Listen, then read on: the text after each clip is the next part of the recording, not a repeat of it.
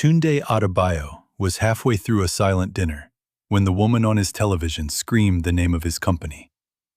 Not his own name, not the polished name investors applauded at conferences. The older one. The one still stamped on thousands of notices across Lagos.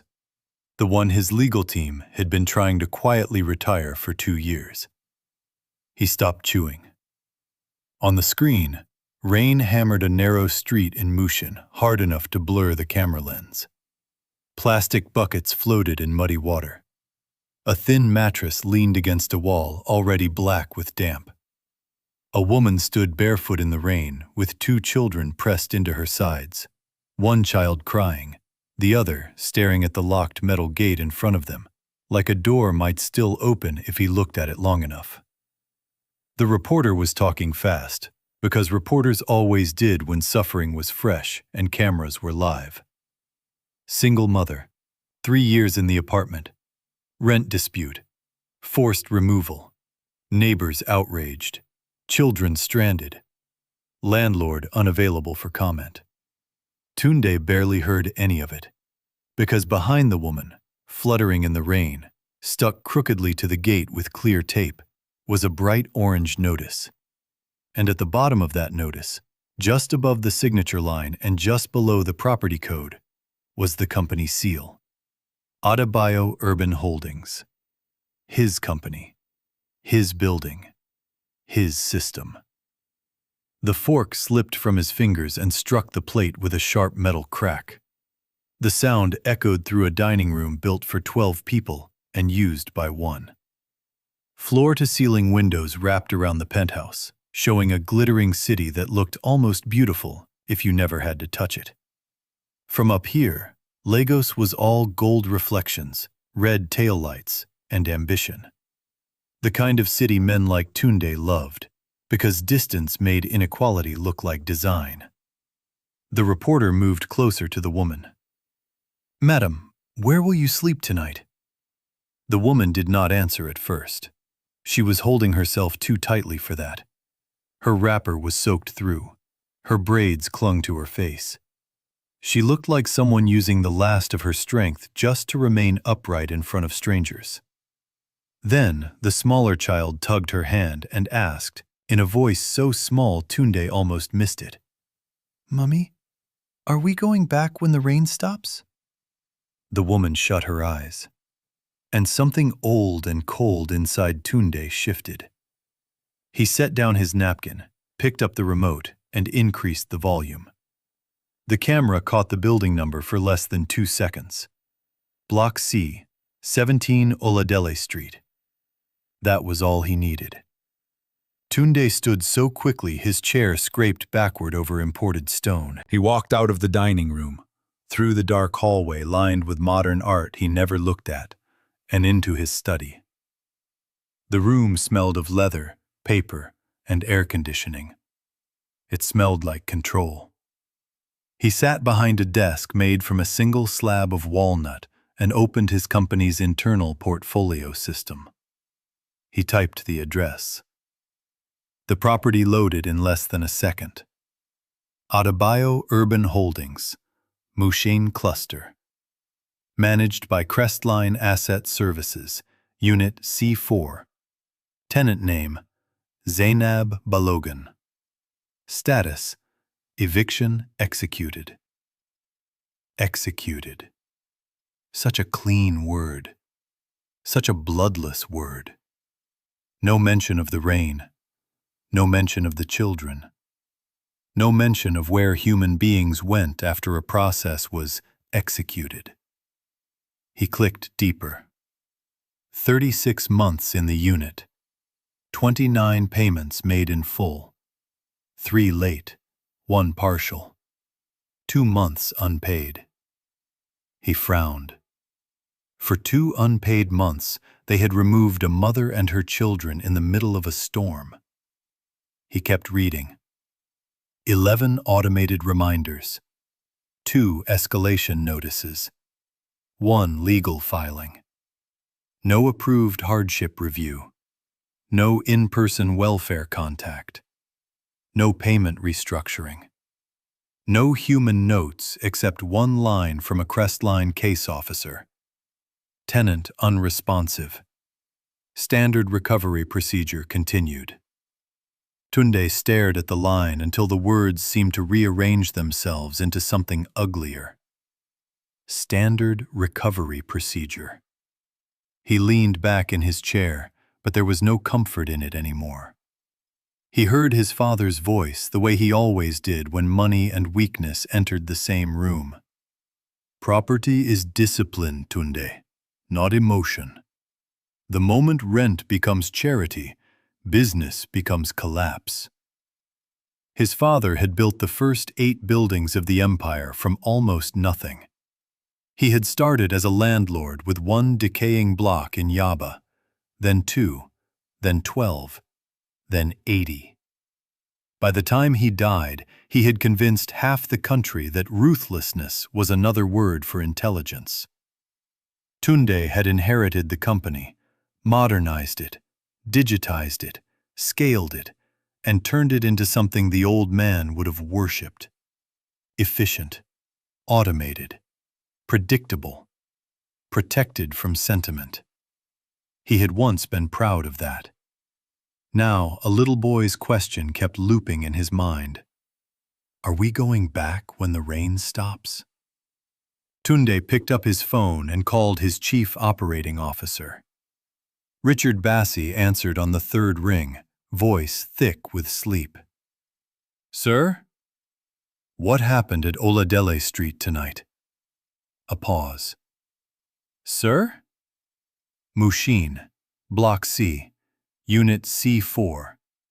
A woman and 2 children have just been removed on live television. I want to know why. Richard cleared his throat. Let me check the file.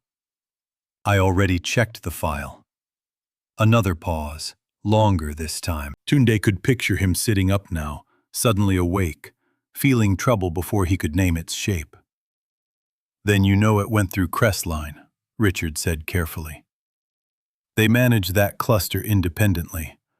If the eviction was executed, it would have followed contracted policy. Contracted policy just put children in the rain. Sir, with respect, late-stage delinquency protocols aren't emotional decisions. They're portfolio protections. Tunde looked back at the frozen television image. Zainab Balogan, with rain streaming down her face. A child gripping her wrapper. A mattress in muddy water. Be in my office at 6, he said. Then he ended the call. He did not sleep. At dawn, the city turned gray. Tunde stood at his window with a cup of coffee growing cold in his hand and watched the roads begin to fill. Staff moved quietly through the penthouse around him, careful, as always, not to disturb the atmosphere of wealth. He had built his life to remove friction. Drivers, assistants, gatekeepers, lawyers. Layer after layer of insulation between himself and consequence. By 6:30, he was in the back of a black armored SUV, heading toward Mushin without security branding, without a convoy, without warning anyone at Crestline he was coming. His driver glanced at him in the mirror twice before finally asking, "Sir, are we sure about this route?" "No," Tunde said. "Drive." The roads narrowed as they entered the district. Glass towers gave way to concrete blocks, market stalls, tangled power lines, rusted balconies, and gutters swollen with last night's rain. Everything looked raw and overused. Hawkers shouted over Danfo horns. Men rolled kegs through puddles. Women balanced trays on their heads with the impossible steadiness of people who had no choice but to master instability. When the car stopped at 17 Oladele Street, Tunde did not move right away. The building was worse in daylight. Paint peeled from the exterior in long, dead strips. 2 windows were boarded over. The stair rail at the entrance had snapped loose on one side and been wrapped with wire. The gate lock looked newer than anything else, as if security for the property mattered more than dignity inside it. This building generated monthly revenue. This building sat in investor decks. This building was part of the empire analysts called disciplined. Tunde stepped out. At first, nobody recognized him. Why would they? Men like him were known through magazine covers, conference stages, sanitized interviews, and stylized charity dinners. Not through direct eye contact on broken streets. He entered the compound. The smell hit him first. Mold, drain water, frying oil. Damp concrete. The trapped smell of too many lives compressed into too little space. A little girl with a school bag too big for her stood near the staircase, watching him. An old man on a plastic chair turned down his radio. Somewhere above, a baby cried. Then a voice called from a first-floor landing. "You are lost!" He looked up. An elderly woman in a faded blue wrapper was gripping the railing with one hand. Her face was lined in the way hard years write themselves into skin. Her eyes were sharp. "I'm here about Unit C4, Tunde said. She laughed once. No humor in it. "Then you are late. They came yesterday like thieves in daylight." He walked closer. "You saw what happened?" "I live here. Everybody saw." She descended the steps slowly, one careful foot after another. When she reached the bottom, she stood in front of him and studied his face. "You are not from Crestline," she said. "No." "Government?" "No." "Media?" "No." "Then who are you?" Tunde hesitated. For the first time in years, his own name felt like evidence. "I own the building," he said. Silence spread through the compound like smoke. The old woman's expression did not change, but something in the air did. A man near the gate stood up. Two women outside the laundry corner stopped talking. Even the child with the school bag stepped backward. The old woman nodded slowly. "Good," she said. "Then today you will hear without anyone lying to you." Her name was Mama Efe. She had lived in the building for 14 years, longer than any current tenant. She showed Tunde the cracked water pipes that flooded the ground floor whenever pressure returned after an outage. She showed him the corridor lights that had not worked in 8 months. She showed him the stains on ceilings from leaks reported and never repaired. She showed him a security door on the back stairwell that no longer locked, where young boys from outside sometimes slipped in at night to smoke and sleep. "People pay," she said. "But your people only know how to count from one direction." She took him to Unit C4. The door was padlocked. A torn sticker remained on the frame. Children's chalk marks still colored the wall beside it. A little pink sandal lay on its side near the threshold, abandoned in the rush. Tunde bent and picked it up. It was impossibly light.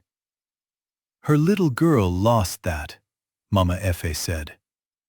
"She was crying for it after they dragged out the bags." "Dragged?"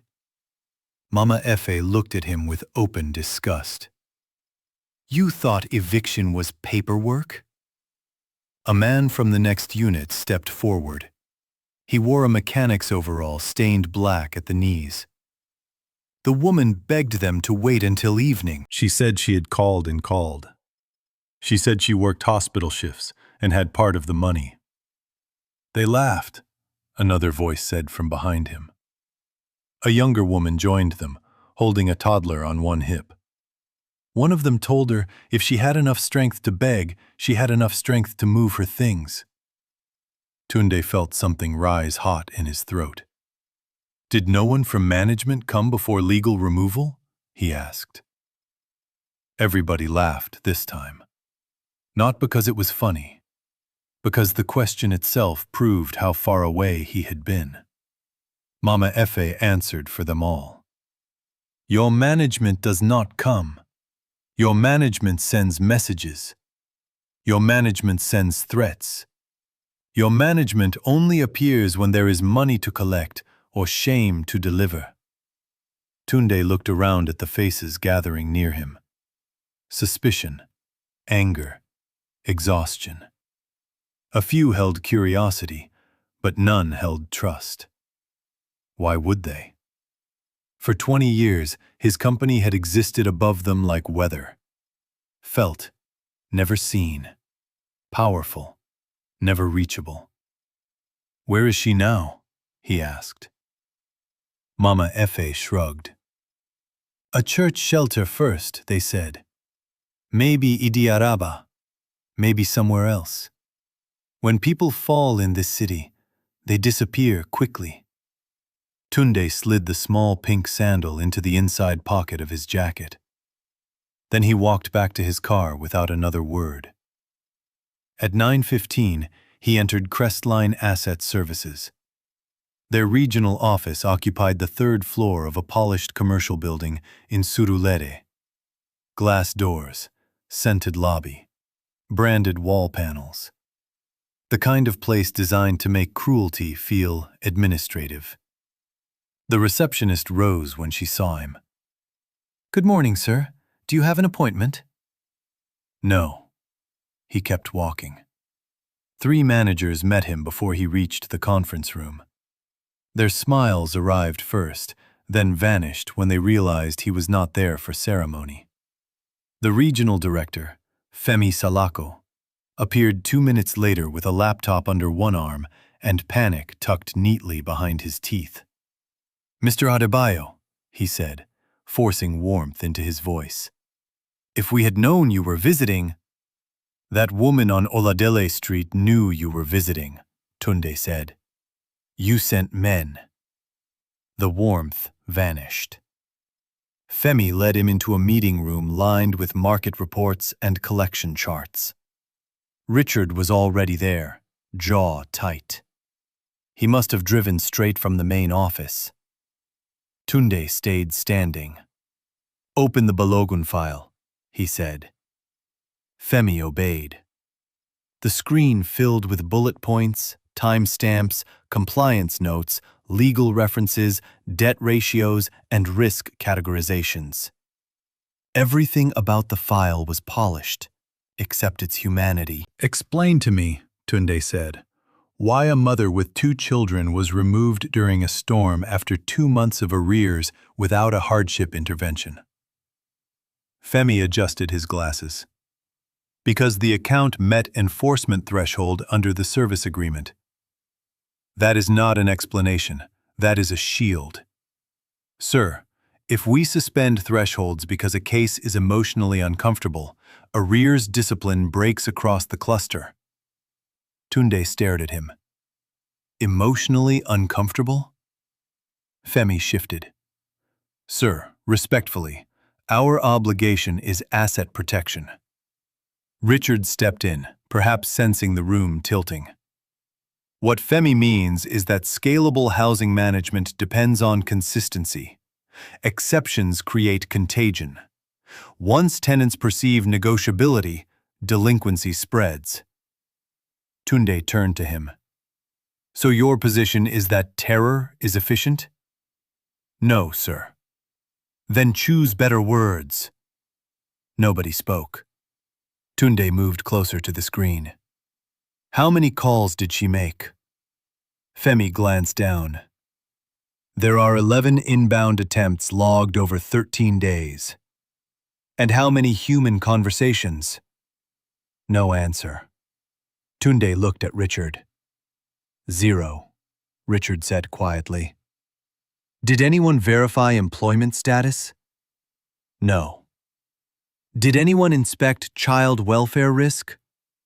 No. Did anyone offer a split payment plan? No.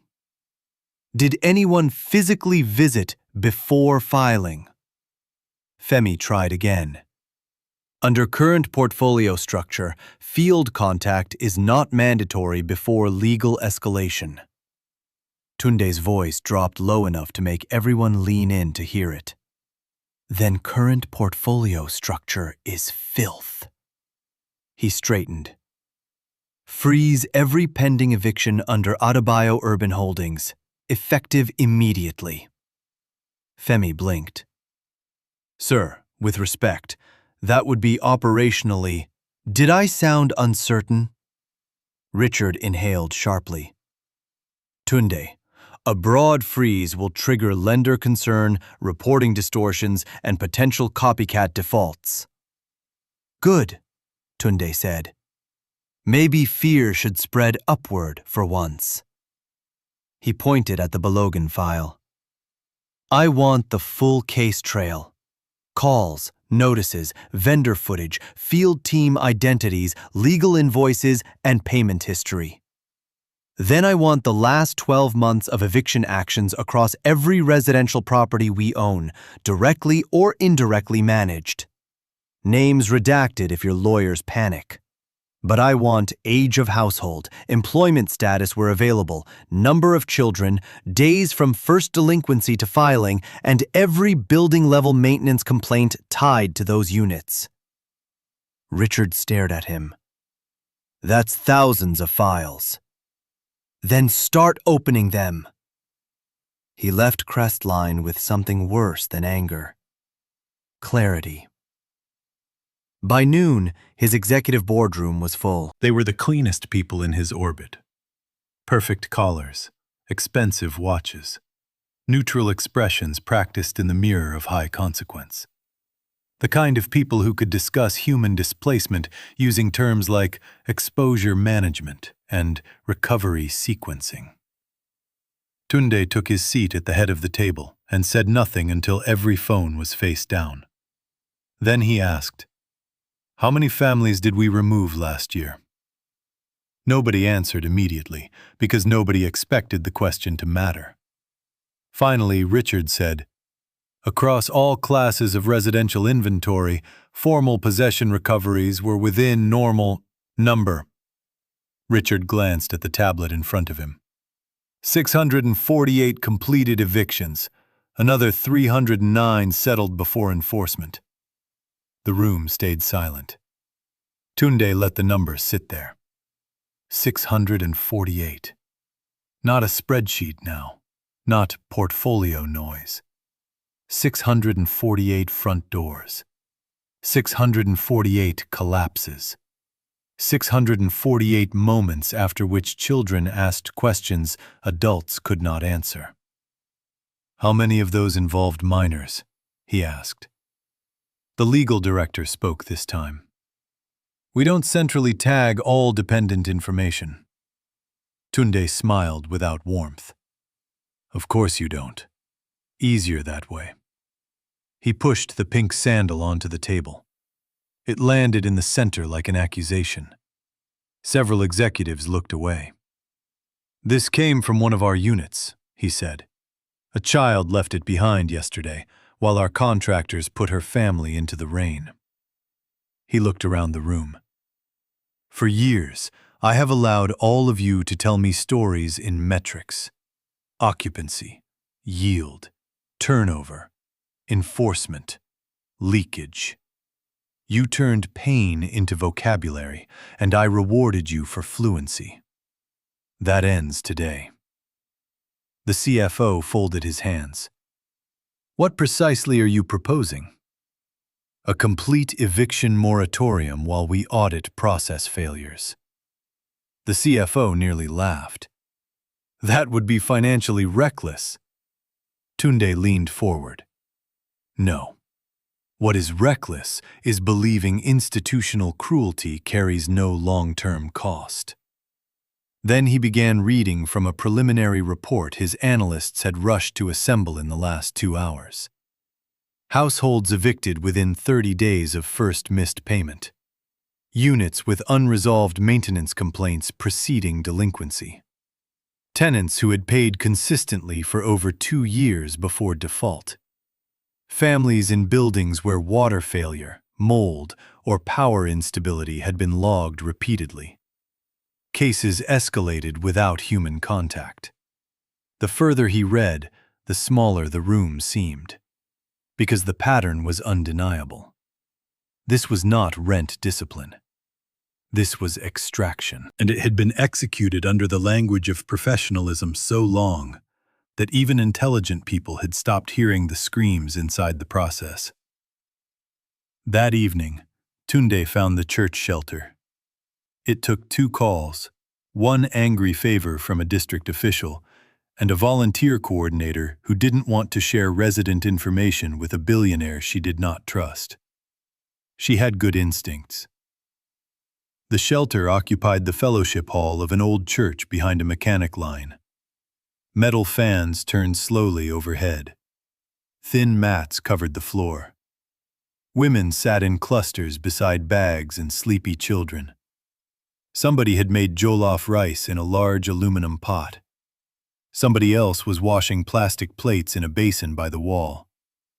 Everything about the place spoke of emergency stretched too long. When Tunde entered, conversations dipped. He asked for Zainab Balogun. No one moved at first. Then a woman near the far corner stood up. She was drier now, cleaner. But the television had not exaggerated her exhaustion. It had only flattened it. She crossed the room and stopped a few feet away from him. "You found me," she said. Not fear, not gratitude, just a statement. "Yes," Tunde said. "How?" I asked. She looked at his watch, his shoes, the cut of his jacket, the discomfort he was trying and failing to hide. Then her eyes lifted to his face, and recognition came. Not because she had seen him in person before, because wealth has a language all its own. "You're one of them," she said. "I'm the owner." Women around them went still. Zainab's jaw tightened. "Of course you are." "I came to talk." She laughed once, a sharp, broken sound. "Talk? Yesterday I wanted talk. Yesterday I called until my battery died. Yesterday I stood outside your office gate and begged a receptionist to let me see anybody with a pulse. Today you want talk." "I know." "No," she said. "You don't." Her voice wasn't loud, but it cut through the hall anyway. "You don't know what it is to stand in front of your children while strangers touch the pots you cook with, the mattress you sleep on, the school shoes you prayed over, and tell you to move faster like your whole life is just delaying their next appointment. You don't know what it is to hear your son asking if he did something wrong, because children always think disaster is punishment. You don't know what it is to keep saying, 'I'm here, I'm here, I'm here,' when you have no idea where here will be in an hour." Tunde let every word land. Because the men around him his whole life had always stepped in too quickly, explained too quickly, corrected tone, managed damage. He was tired of management. "I came because I saw your son on television," he said. "And I have not been able to think about anything else since." Zainab studied him with narrowed eyes. "That is guilt, not goodness." "Maybe," he said. "But I am here." She looked away first, not softened, just tired. A little girl with neatly parted hair was lying on a mat behind her, asleep with one arm over a small plastic doll. The boy Tunde had seen on television sat upright beside a bag, watching him with the cold caution children develop when adults stop being reliable. "What is his name?" Tunde asked quietly. "Folarin." "And your daughter?" "Mimi." Tunde nodded. "I'm sorry." Zainab's expression hardened again. Rich people love that word. Sorry. It changes nothing. Then let me change something. For a moment, she looked like she might tell him to leave.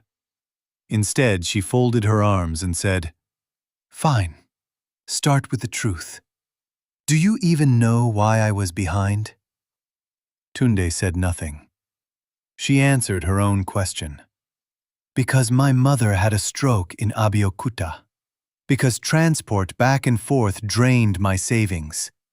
Because the private clinic wanted payment before treatment. Because I work nights sterilizing equipment in a hospital that delays salaries like it is doing us a favor. Because the landlord's agents added fees faster than I could breathe. Because I paid for almost 3 years and thought that history meant I would be treated like a human being for 2 bad months. That was my mistake.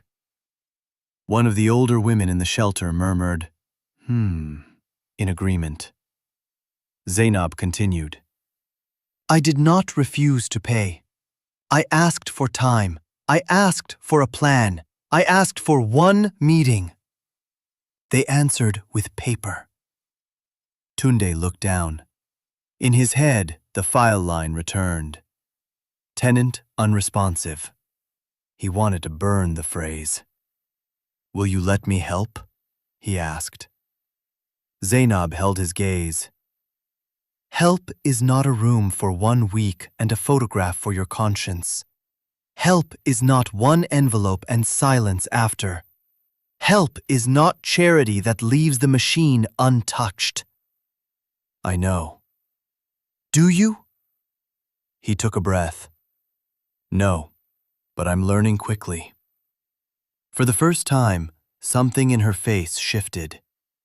Not trust, just the possibility that he might stay in the room long enough to earn the right to keep speaking.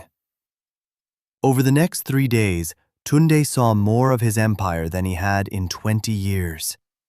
Not the polished floors of headquarters, not the aerial maps in strategy decks. The underside, the seams, the places where profit hid its fingerprints. He walked buildings in Agege, Ajegunle, Ikorodu, and Bariga. He entered stairwells that smelled like trapped rain and electrical fire. He met tenants who paid for water they did not receive, security they did not feel, maintenance that never arrived. He read complaint logs that disappeared into outsourced systems. He listened to call center recordings where exhausted mothers were told to refer to prior notice communication, as though language itself could be weaponized into exhaustion. In one building, a young teacher showed him mushrooms growing through the corner of her son's bedroom wall. In another, an electrician with one arm showed him receipts proving he had paid partial arrears that Crestline never reflected. In another, a widow in her 60s held up a legal threat letter and asked Tunde, "When your people say, 'recover property,' is that what they call digging under the feet of old women?" He had no answer worth offering. By the end of the week, the data team delivered the full audit. Richard came into the office carrying 3 binders and a face that looked 10 years older. "We were worse than we thought," he said. Tunde almost laughed. There was something darkly absurd in that sentence. Worse than we thought. As if the company had simply miscalculated. As if brutality had been a clerical surprise. He opened the summary. Across the portfolio, more than 70% of completed evictions in the past year involved households with at least 1 child. Nearly half of those households had a strong payment history before the event that triggered default. Over a third had unresolved maintenance disputes on record before arrears began. In thousands of escalation attempts, human-to-human contact before filing was nearly non-existent. Multiple properties showed evidence that penalty fees and legal costs pushed recoverable arrears into impossible debt. He closed the binder. Then, He called an emergency press conference. Richard opposed it. So did legal. So did investor relations. So did everyone whose salary depended on concealment presented as caution. Tunde ignored them all. At 4 o'clock the next day, cameras filled the lobby of Adebayo Urban Holdings. The logo behind the podium had never looked so artificial. Tunde stood before the microphones without notes. "For years," he began, "my company has been praised for efficiency. Today I am here to tell you that efficiency without humanity becomes organized harm." The room shifted. Cameras lifted. He continued, "This week I witnessed the consequences of policies carried out in my name. Families in distress were processed as risks instead of people. Cases were escalated without meaningful intervention. Maintenance failures coexisted with enforcement actions. I approved the culture that made this possible, whether or not I personally saw each file. That responsibility is mine." A murmur rippled across the press line. No hedge, no passive voice, no statement crafted by lawyers. Just responsibility. Effective immediately, he announced a 90-day eviction freeze across all affordable and mid-market residential properties owned by his firm. No household with children, elderly dependents, or medical hardship could be removed without a direct welfare review. Penalty fee structures would be suspended pending audit. A new, in-person tenant advocacy unit would be created. Emergency hardship funds would be launched. Third-party management contracts would be reviewed for termination where abusive patterns were found. Questions exploded the moment he stepped back. "Are you admitting legal liability? Are investors supporting this? Was the Mushin case the first you knew of these practices? Will displaced families be compensated?" Tunde answered what he could. And for the first time in his adult life, he understood what fear tasted like when it belonged to the powerful. That night, his phone did not stop ringing. Investors, journalists, board members, old friends who had built fortunes in parallel and regarded conscience as a career infection. One voice message came from a billionaire developer he played golf with twice a year.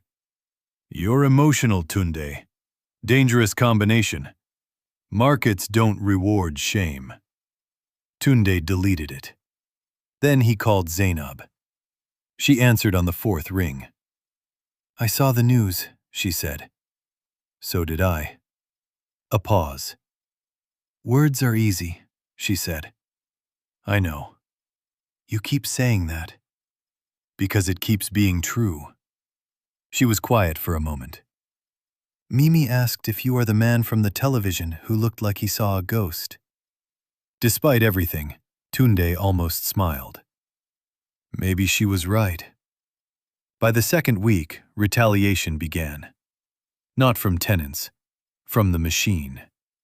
Crestline lawyers claimed breach of service terms.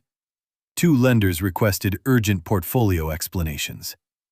A market analyst went on television and called Tunde's policy shift an indulgent overreaction that may encourage strategic non-payment among low-income tenants. He watched the segment in his office and felt a strange calm settle over him. This was how systems defended themselves. They called mercy naive. They called repair unstable. They called anyone who interrupted extraction irresponsible. Good. Let them. He ordered deeper audits. Not just eviction files now. Maintenance contracts, vendor kickbacks, security billing, utility pass-through charges, insurance claims on units left unrepaired while tenants continued paying. What emerged was not one scandal. It was a philosophy. Everywhere the company had assumed tenants would endure more than owners would ever tolerate. Delayed repairs, automatic fees, locked channels, threat-first communication. A business model built on the idea that poor families were too tired, too busy, or too replaceable to resist. Tunde met Zainab again 3 days later in a temporary apartment his team had sourced. She almost refused to come when she heard it was fully furnished. "I don't want a guilt palace," she had told the housing officer. So Tunde asked them to find something modest, safe, and close to her children's school route. 2 bedrooms, clean water, reliable power backup, ground floor access. When she entered with Falarin and Mimi, she did not cry. She inspected. Windows, bathroom tap, kitchen shelves, ceiling, door locks. Only after she finished did she set down her bag. Mimi ran to the smaller room and laughed at seeing a bed that was only hers. Falarin stood in the doorway like he still expected someone to tell them not to touch anything. Zainab turned to Tunde. "This is not forgiveness," she said. "I didn't ask for that. This is shelter." "I know." She nodded once, then her shoulders lowered by an inch. Not much, but enough to matter. Tunde asked about her work. She told him she had trained as a theater sterilization assistant and had once planned to study nursing full-time before life rearranged itself around bills. He asked about the children.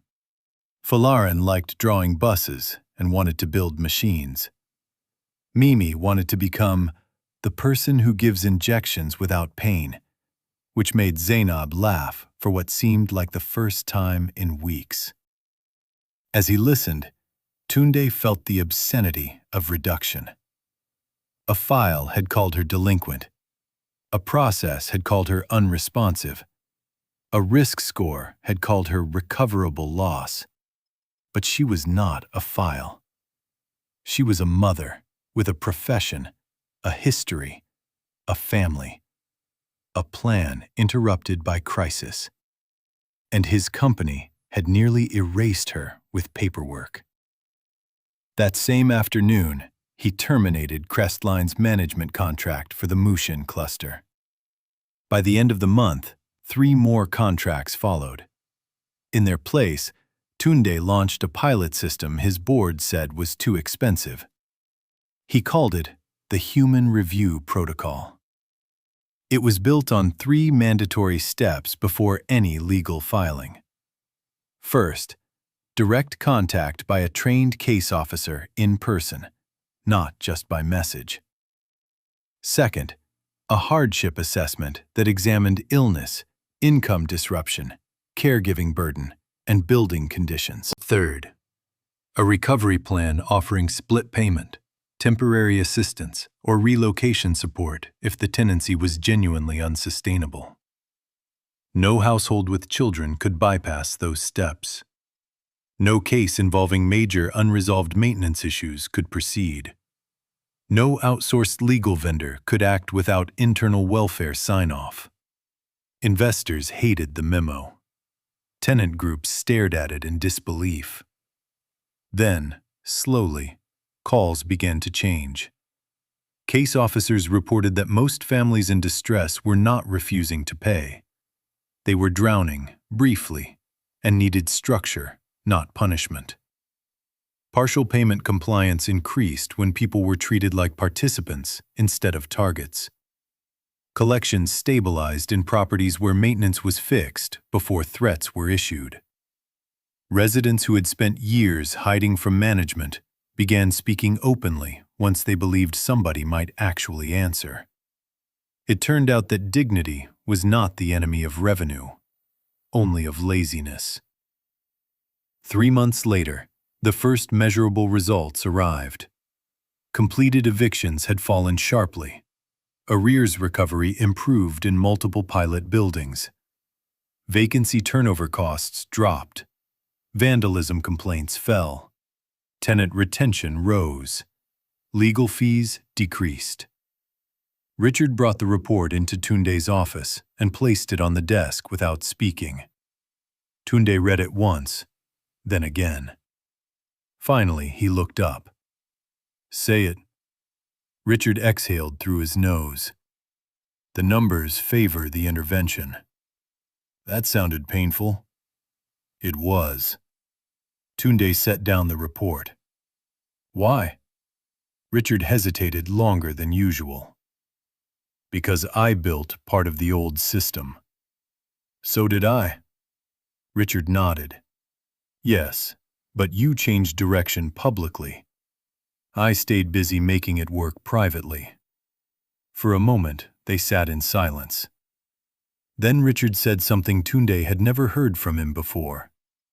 I stopped seeing people a long time ago. It made me good at my job. Tunde leaned back in his chair. And now? Richard looked at the report.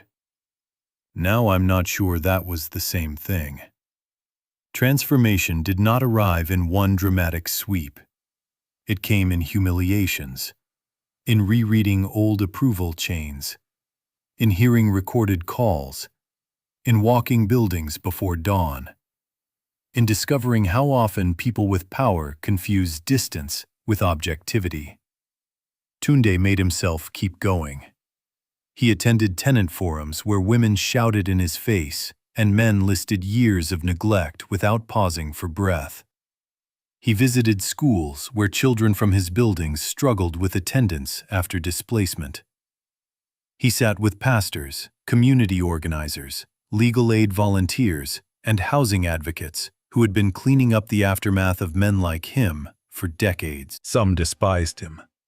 Some used him. Some cautiously worked with him because the opportunity to force structural change mattered more than personal feelings. All of them taught him something. Zainab taught him most. Not because she was gentle, because she wasn't. Months into the reforms, she still refused to flatter him. When he invited her to join a tenant advisory panel, she said, "Only if you want truth, not symbolism." I want truth. Truth will embarrass you. I've noticed. She joined anyway. At the first meeting, she sat across from executives who had probably never before been contradicted by someone whose resume did not impress them. Within 10 minutes, she had dismantled 2 policy drafts and 1 smug presentation slide. Stop saying vulnerable communities like you discovered hardship in a laboratory, she told them. Say families, say workers, say mothers, say old people. If your language hides our faces, your policy will too. Nobody argued. Falarin returned to school. Mimi stopped waking at night. Zainab enrolled in a weekend nursing bridge program with tuition support from the company's new recovery fund, though she refused to let anyone call it a scholarship if it came with her name in a press release. Tunde respected that. He was changing too, though less cleanly. He sold one of his imported cars and redirected the money into a building repair reserve. It wasn't sacrifice on a scale that impressed anybody, least of all him. But it disrupted something selfish in his habits. He stopped attending private dinners where wealthy men congratulated each other for surviving public scrutiny. He spent weekends reviewing field reports. He read housing case studies late into the night. He asked stupid questions and slowly developed the courage not to hide ignorance behind authority. The city kept moving. Generators hummed. Traffic swore. Markets opened. Rent remained hard. Life remained expensive. But inside one company, something had broken open. Not perfectly, not permanently, but undeniably. 6 months after the night of the broadcast, Tunde returned to 17 Oladele Street. The building still had scars, but now it had lights in the corridor, new piping on the ground floor, reinforced rails, repaired locks, fresh paint over mold-stained sections, a maintenance board with real phone numbers posted near the entrance. Mama Efe met him there. "You came back," she said. "I said I would." She looked around the compound, then back at him. Men like you usually disappear after apology season. Tunde almost smiled. I'm trying to become inconvenient to my own type. Chuckled. Good. Continue. Children ran through the courtyard behind her, chasing a punctured football. One of them nearly collided with Tunde and stopped. Sorry, sir, the boy said. Tunde looked at him. It's your building too, he replied. Mama Efe heard him and nodded, as if weighing the sentence for sincerity. Later that evening, Adebayo Urban Holdings announced the Open Door Initiative, a broader housing stability program across multiple cities. It combined emergency rent support, mediation, building repair guarantees, and legal review for vulnerable households. Activists criticized it as too small. Investors criticized it as too moral. Commentators argued online as though debate itself housed people. Tunde no longer needed universal approval. He had finally seen enough to mistrust applause. At the launch event, journalists crowded around the stage. Community leaders sat in the front rows. Staff from properties across the city watched with cautious faces. Zainab stood near the back in a simple green dress, her children beside her. Not as a mascot for redemption, but as someone who had every right to judge whether any of this was real. Tunde spoke briefly. Then he invited Zainab to the stage. She did not move immediately. When she finally walked up, the room shifted. She took the microphone and looked at the audience with the steadiness of someone who had survived the part that matters most. I am not here because rich men became angels, she said. A ripple of surprise passed through the room. I am here because a system hurt my family in public, and for once, the person behind the system did not look away. That does not erase what happened. It does not erase the fear. It does not erase the nights my children slept on a church floor. But if pain is going to mean anything, then it must force change wider than one family. If you are clapping today, do not clap for guilt. Clap only if you are willing to make sure no one else stands in the rain while paperwork pretends not to hear them. The room rose. Not all at once, but enough. Tunde stood back and let the applause belong where it should. A year later, the national business press called him a reformer. He disliked the word. It sounded too noble, too clean, too much like the damage had not first passed through his own hands. He preferred accuracy. A man who arrived late. A man who saw too little for too long. A man forced awake by a mother in the rain, and a child asking the kind of question no civilization should ever make necessary. He kept the pink sandal in the top drawer of his desk, not for symbolism, for memory. Whenever analysts praised efficiency, he looked at it. Whenever executives proposed aggressive recovery models, he looked at it. Whenever he felt the old temptation to retreat into abstraction, he looked at it. Because systems do not become humane by accident. They become humane when somebody with power finally decides that comfort is too expensive if it is built on other people's collapse. And somewhere in Lagos, in a modest apartment with clean water and working lights, Mimi slept without listening for strangers at the door. Falarin filled school notebooks with sketches of buses, engines, and buildings that looked stronger than the ones he had known before. Zainab studied at night after shift work, tired but moving forward, one page at a time. Tunde did not save them. That was the fantasy rich men preferred. What he did was smaller, harder, and more necessary. He stopped protecting the machine. He opened it. He let people see what it was doing.